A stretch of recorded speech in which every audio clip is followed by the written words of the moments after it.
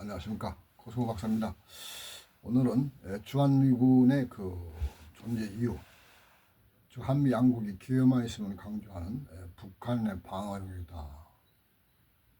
또한 한반도와 그 주변에 대한 안보 관련해서 주둔이 필요하다 이렇게 되는데, 실제로 그 주한미군은 한반도 주변에 중국과 러시아라고 하는 말이죠, 핵 강국의 그 견제와 그 유사시 타격을 가할 수 있는 그러한 임무를 부여받고 있다.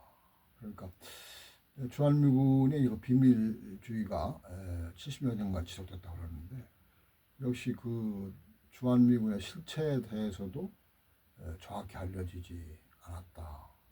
그러니까 거듭 말씀드린 대로 주한미군의 역할 중에 중국과 러시아라고 하는 한 덩어리, 그 다음에 북한이라고 하는 한 부분 중에 말이죠, 어느 쪽에 비중이 더 무겁겠느냐.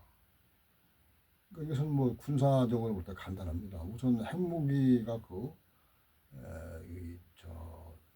전쟁 수단으로서 가장 치명적이라고 할 때, 러시아는 뭐 미국의 그 결정하는 뭐 수천 개의 핵무기를 보유하고 있고, 중국은 뭐 자기들은 방어형이라고 방어만이 목적이다 얘기하면서 수백 기 정도면 족하다, 뭐 그런 식입니다.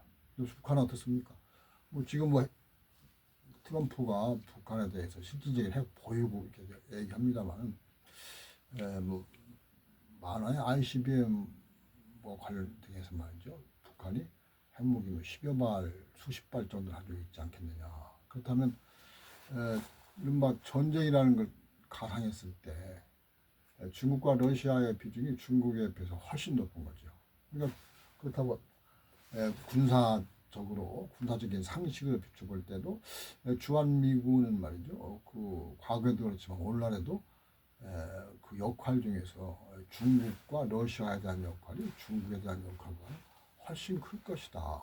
그러니까 중국과 러시아에 대한 감시, 그 다음에 정보 탐지, 그 다음에 이제 유사시에 대비하는 그런 그 전력 체계 말이죠, 배치 등에서 그 차별성이 클 수밖에 없는데, 그런 점이 한미 정부가 인정을 한국 정부에 알리질 않느냐. 그러니까 미국은 말이죠, 어떤 그 전략에서 보면 비밀주의가 뭐 가장 큰 핵심인 건 사실이죠. 적에게 허허실 작전으로 해서 이곳의 실체를 알리지 않고 일단 적의 말이죠, 그 공포에 질리게 한다 그런 것인데, 지금처럼 그러나 그 주한 미군에 대해서 미국이 말이죠, 그 한국인 그 주한 미군의 그 주둔에 필요한 경비를 더 부담해라, 아니면 철수하겠다. 그리고 한국이 말이죠, 국방비를 더 늘려라, 아니면 뭐하겠다. 지금 미국은 계속 이렇게 요구를 하고 한국을 압박하는데, 한국은 말이죠, 그냥 끌려만 다니는 거예요. 그 초등학생이 말이죠, 학교 선생님 앞에서 꾸중을 듣는 식이랄까, 그 무슨 뭐 그런 식이 지금 이재명 정부에서도 지속이 되고 있죠. 그러니까 이게 과연 그 국가와 국가 간의 정상적인 관계인 것인지, 특히 한국 국민의 입장에서 볼 때는 이 정부라는 것은 국민을 대행하는 말이죠, 정치 머슴하네요. 근데 그 머슴들의 생각을 어떻게 하고 있는 것인지, 이재명 정부는 한미 관계에서 어떻게 하는 것이 이른바 그 비세혁명에 의해서만 등장한 정부로서의 적절한 역할로 생각하는 것인지, 이 부분에 대해서 좀 의심스럽습니다. 그러니까 지금 뭐 한미 정상회담과 무슨 뭐 3,500억 달러 대미 투자에 관한 말이죠, 팩트시트가 이제 공개가 됐는데, 뭐 미국에 대해서는 그 좋은 소리 일색이에요. 미국의 뭐 그 요구가 3,500억 달러 투자 요구가 뭐 정당했다라는 걸 전제로 해서 우리가 뭐 또 이렇게 해가지고 뭐 최선의 뭐 방어를 하고 그다음에 조건을 뭐 이끌어내다 이렇게 얘기를 하는데, 뭐 그건 참 이해하기 어렵습니다. 미국 내에서도 그 트럼프의 그 관세 폭탄이라는 것이 그 적절한지 여부에 대해서 미국 법원 1, 2심에서는 불법으로 판정이 났고 지금 대법원에 계류 중인데 뭐 한국 정부에서는 말이죠. 그런 관세 폭탄을 앞세운 3,500억 달러 그 미국 투자 요구에 대해서 그냥 수용하면서 한국 국민들에게 연뭐 200억 달러, 200억 달러가 투자됩니다. 뭐 1,500달러는 뭐 조선 부분에 투자가 됩니다. 가지고 뭐 당연한 그 우리 국부에 말이죠. 그 미국 유출이라든지 미국 이전인 것처럼 얘기를 해요. 근데 여기서 이제 한미 그 동맹 주한미군과 관련해서도 역시 좀 반복되는 것 같아서 대단히 좀 심각하다.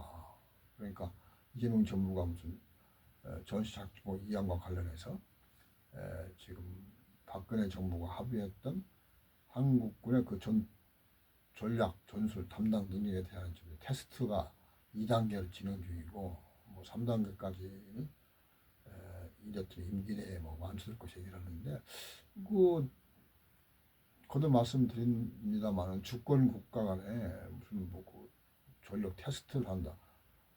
뭐 그 대입시 수능고사도 아니고 말이죠. 그런 것 자체가 사실은 그 문제가 되는 것이죠.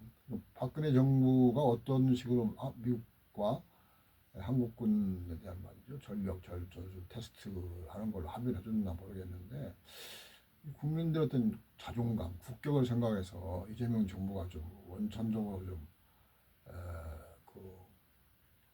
재검토해가지고 당당한 태도를 보여야 되는데 이건 뭐 완전히 아무리 무슨 정권의 영속성이 좀 중요하다 하더라도 국가 간의 기본적인 그 가이드라인 원칙이 위배됐을 때는 좀 얘기를 해야 되는데 뭐 그런 부분에 있어서 좀 안타깝습니다. 그럼 다시 이제 본론으로 들어와서 주한미군이 그 중국과 러시아의 그 전략에 주로 기여했다라는 것은 거듭 말씀드린 바와 같이 그 냉전 시대 때부터 2000년대 초까지 미국의 세계 전략인 SIOP 그리고 2000년대 초 이후로 지금까지 말이죠 유지되는 미국의 세계 전략인 오플란의 그 최전방 기지로서 중국과 러시아를 상대로 미국 본토 수를 위해서 지금 기여를 하고 있다. 그래서 지금 현재 그 주한미군이 말이죠. 왜 이런 부분에 대해서 이제 이른바 비밀주의를 유지하고 있는 것인가 하는 것은 미국의 전략 문서라든지 말이죠. 여러 가지 세계 유수 전략 전쟁 전문 그 연구기관들의 자료를 보면 다 나와 있습니다. 그래서 역시 북한은 말이죠. 지역적 위협이다. 이렇게 지금 규정된 반면에 중국과 러시아는 전략적 위협, 전략적 경쟁자로서의 위협이다. 이렇게 지금 분류가 되어 있습니다. 그러니까 우선순위가 말이죠. 중국, 러시아가 북한보다 훨씬 앞에 있는 것이죠. 이 부분에 뭐 지역적 위협이야. 북한은 지금 핵무기 보유를 얘기하고 있고 더 증가하겠다 그러는데 역시 그 전쟁은 말이죠. 그 어떤 무기에서 결판 나는 거예요. 사실 무기.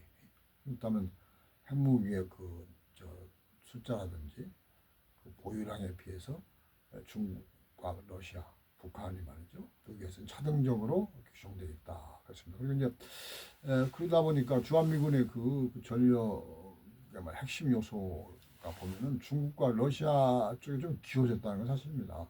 북한에 대해서도 이제 그 미국의 전력이 말이죠. 이렇게 활용이 되겠지만 중국, 러시아가 미국에는 더 무서우니까 일단 유사시에 중국, 러시아의 말이죠. 핵공격이 북한보다는 훨씬 미국으로 봐서는 미 본토를 위협할 수 있는 무서운 위협이다. 그렇기 때문에 그쪽에 대해서 이제 미국의 정찰이라든지 감시 기능이 중국, 러시아 쪽에 기여져 있는 건 사실입니다. 그래서 예를 들면 경북 성주에 있는 말이죠. 사드 X밴드 레이더가 중국 산동, 그 다음에 내륙 전략기지를 감시하고 있다. 그 다음에 오산 군산기지는 말이죠. 주로 러시아 극동군구 감시 역할을 하고 있다. 이렇게 되어 있습니다. 그래서 그 바로 이제 미국의 주한미군의 그 중국 러시아에 대한 감시 추적 기능이 북한에 대해서보다도 훨씬 더 무겁다라는 것을 말씀을 드리고, 또 실제로 보면 말이죠. 지금 그 미국이 이제 그 전략 자산을 그 동북아 이제 그 전개하는 걸 보면은 그 역시 중국과 이제 러시아 경제가 사실은 더 큰 것이죠. 왜냐하면 북한의 해군력 매우 미약하잖아요. 그러니까 이른바 미국의 항모 타격단이라든지 전략 폭격기가 이제 순환 배치되는 것은 중국 견제용이다. 그리고 이제 서해와 동중국해에서의 이제 그 미국과 한미 연합 해상 작전은 중국의 이제 그 이른바 그 전략에 대응하기 위한 하나의 그 군사적인 훈련이다, 그런 것으로 되어 있습니다. 그래서 지금 이제 보면 이 중국이 보면은 그 대만 문제도 있습니다만은 그 남중국해 그런 것과 관련해 가지고 해군력을 엄청 강하게 있죠. 그래서 지금 항공모함 세 번째를 이제 곧 다 만든다 하고, 그 다음에 무슨 지금 대만과 관련해서 유사시에 대만을 이제 포위하겠다라는 정도로 해군력을 계속적으로 지금 강화하고 있는데, 이런 부분에 대해서 이제 그 주한미군의 그 경북에 있는 사드 레이더 기지가 중국의 이제 그 전략적 군사적인 움직임에 대해서 이제 면밀하게 지금 감시하고 있다. 그러니까 중국은 말이죠.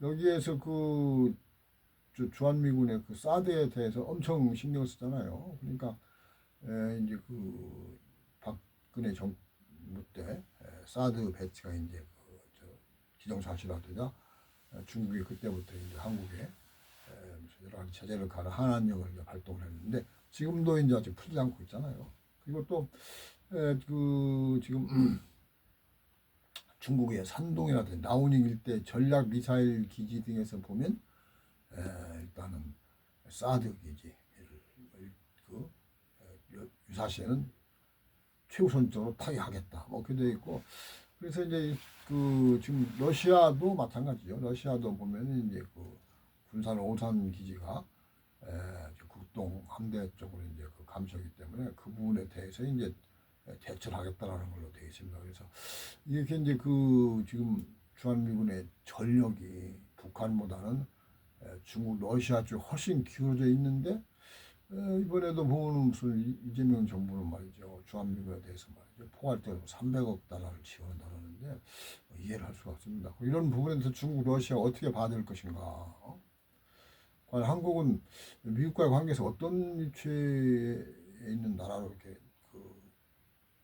규정될 수 있을 것인가 생각할 때 좀 얼굴이 좀 부끄러진 건 사실입니다. 그래서 이제 그 주한미군의 비밀 작전이 이제 국가 간의 관계에서 이제 문제가 된다라는 것은 무슨 상식적인데, 무슨 말이죠? 동맹이 어떤 그 상호 신뢰에 의한 것이 아니란 말이죠. 어떤 군사적인 의존이라든지 보호자 피보호자 관계로 맺었다, 이런 부분은 사실은 국제법 따지기 전에 좀 그 지구촌 보기가 창피한 일 아닙니까 이게? 그래서 이런 부분에서 말이죠. 동맹이 어떤 그 신뢰와 협치를 바탕으로 한 동맹이지, 한쪽이 일방적으로 슈퍼갑이고 다른 쪽 의인 말이죠. 그 관리형, 지배형, 종속형 그런 동맹은 좀 곤란하다. 그리고 이제 한국의 그 말이죠. 경우를 보면은 주한미군의 비밀주의로 인해 가지고 한국 국민의 주권이 헌법적 권리가 축소되잖아요. 그러니까 한국의 세금이 주한미군에게 나간다. 국제 주요 부분이 말이죠. 주한미군 기지로 활용이 된다. 사실은 국제 정상적 이윤이라든지 국민의 행복권과 역행하는 거예요. 이 부분에. 그래서 또 한국 정부에서 또 알리지 않는다.